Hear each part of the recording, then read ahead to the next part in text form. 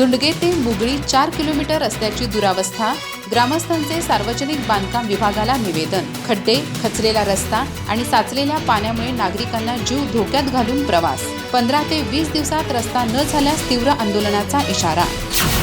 दुंडगे ते मुगळी दरम्यानचा सुमारे 4 किलोमीटरचा रस्ता अत्यंत खराब झाल्याने वाहन चालक आणि नागरिकांना मोठ्या हालापेष्टा सहन कराव्या लागत आहेत.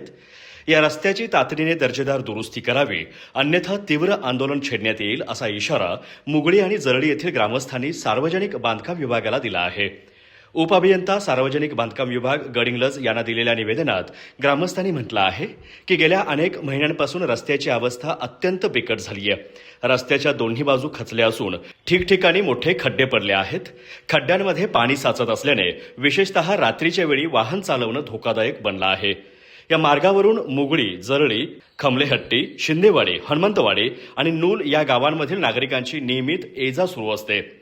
रुग्ण, विद्यार्थी, नोकरदार तसेच शेतकरी भाजीपाला वाहतूक करताना जीव मुठीत धरून प्रवास करावा लागत असल्याचं निवेदनात नमूद करण्यात आलं आहे. भडगाव पूल बंद असताना या मार्गावरून मोठ्या प्रमाणात अवजड वाहनांची वाहतूक झाल्यामुळे रस्त्याची अधिकच दुरावस्था झाल्याचा आरोपही ग्रामस्थांनी केला आहे.